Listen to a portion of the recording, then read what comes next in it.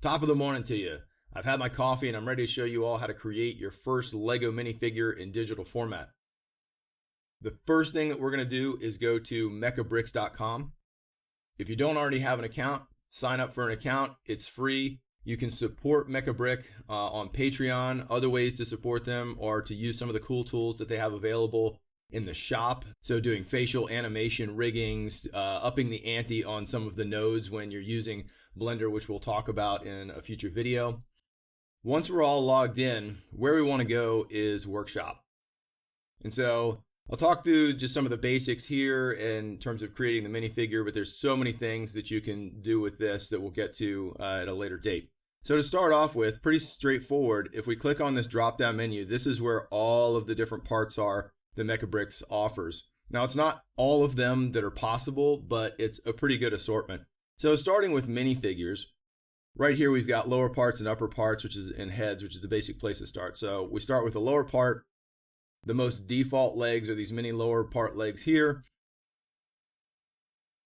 You can see that there's these little dots. If I roll my cursor around on top of them, you see these points. And if I click on those points, it changes the snap to point. And so to put the next piece on, I want to be on the top of the hips here. And so if I go back up by clicking here and I go to upper parts, I just click on the default mini upper part and it snaps straight to where that point was. If I put the head on now, it'll snap to these hips. So if I go back up and I click heads and notice the first couple are mini baby heads, the first main default head is right here, the third one. If I click it, it shows up in the middle of the chest.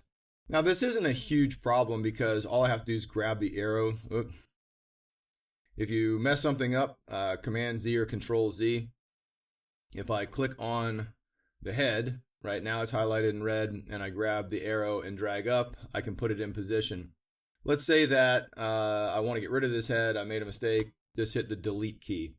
So if I want to snap the head to this position, then I want to click on that dot. And you see the arrows show up there that lets me know I'm on that dot. I click the mini head and it shows up there. Now I want to see the front of this. So if I click and I roll, click and move my finger, I'll be able to see different angles. And so I'm going to click on the top of the head and I'm going to put my hair on there. So if I go to minifigures, hairs, and I start looking for my hair, I think mine's about the third row down, the one that I typically use. And so I'm going to scroll to the third row.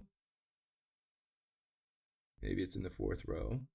If you click this plus, it gives you more hair options. And here's my hair.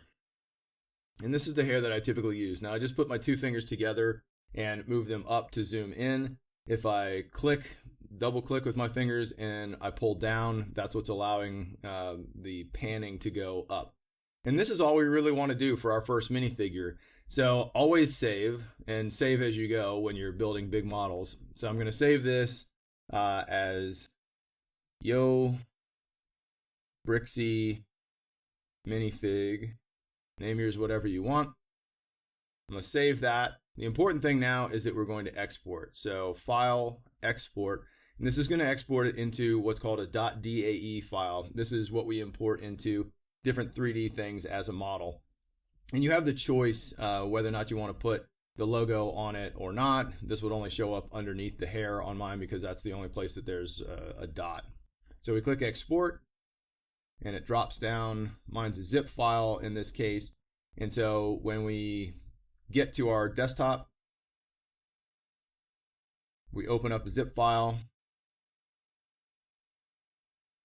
or it already opened it up for me. If you have to open it up, it'll open up and you get the .dae file. And that's what we're going to work with next.